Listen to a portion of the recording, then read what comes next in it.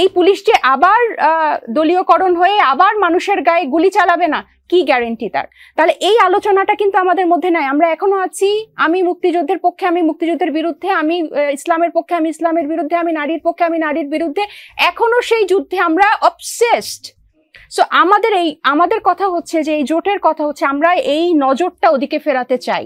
আপনি দেখেন যে এখন হাসিনা, রেহানা, টিউলিপের এত বছর জেল হচ্ছে। আমি ব্যক্তিগত এই জেল হলেও কি না হলেও কি, তারা যা করার তা তো করে চলে গেছে। এখনকার দুদক কি কোনো ক্ষমতাসীন দুর্নীতিবাজকে প্রশ্ন করতে পারে কিনা, ধরতে পারে কিনা, আমার প্রশ্ন সেখানে। পালায় যাওয়ার পরে সে কি করলো এটা নিয়ে তো আমার কোনো মাথা ব্যথা নাই। এটা দিল, এটা প্রতীকী আমার কাছে।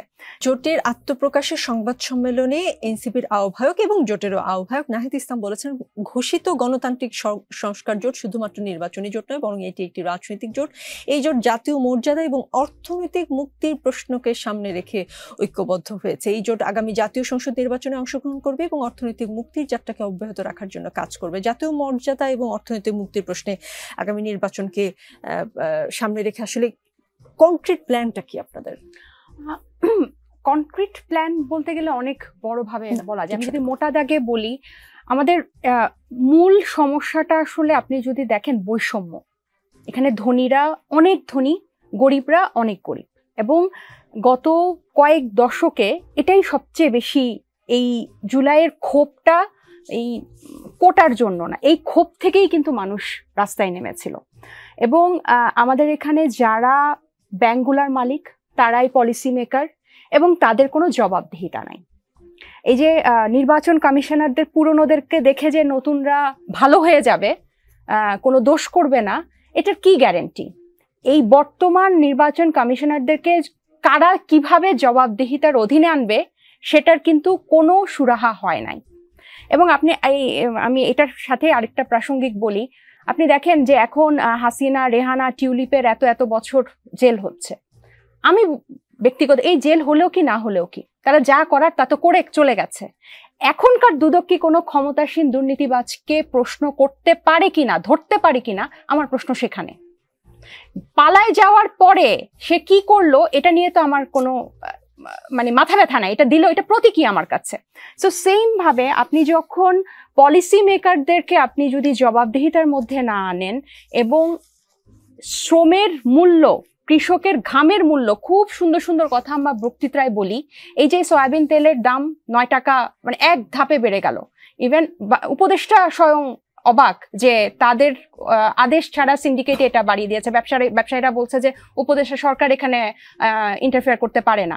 তাহলে এই যে এখানে মূল আমাদের দেখেন এত বাইনারি রাজনীতির মধ্যে মূল ক্ষতিগ্রস্ত কারা হয়? মানুষ, যাদেরকে আমরা সবচেয়ে কম গুরুত্ব দেই।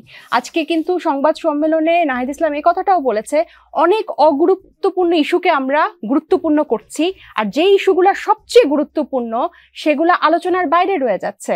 পুলিশ সংস্কার কমিশন, যেই পুলিশ গণহারে মানুষকে উপর গুলি চালিয়েছে, সেই পুলিশ কমিশন অধ্যাদেশ জারি হয়েছে একটা জাস্ট নামকা ওয়াস্তে, এবং এটা কোনো টিভি চ্যানেলে, কোনো পত্রিকায় আলোচনা নাই। আমরা এটা নিয়ে ডিবেট করছি না যে কিভাবে উপদেষ্টা পরিষদ এরকম নাক দাঁতহীন একটা সেই একই পুলিশকে আবার একই ওই সরকারি দলের অধীনে রেখে দেয়।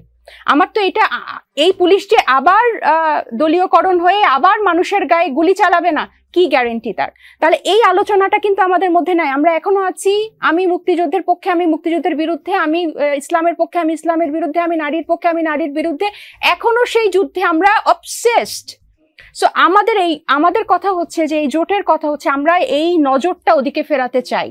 আমরা চাই যে নারীর 8টা ইট বানালে যে টাকা পাবে, পুরুষ 8টা ইট বানালে ওই একই টাকা যাতে পায়। আমরা কারো কর্মঘণ্টা 5 ঘন্টা করতে চাই না। আমরা চাই সে যাতে ম্যাটারনিটি লিভ পায়, প্যাটার্নিটি লিভ পায়, তার শ্রমের সম একটা নারী শিল্পী যে টাকা পাবে, একটা পুরুষ শিল্পী সে টাকা পাবে। আমরা এই দূরত্বটা কমাতে চাই। জি, তফসিল তো হয়ে যাবে। একটা ছোট্ট গুঞ্জন ছিল যে আপনারা বলছিলেন সব রাজনৈতিক দল রাজনৈতিকভাবে প্রস্তুত হওয়ার পর যেন আসলে জাতীয় সংসদ নির্বাচনে তফসিল ঘোষণা হয়।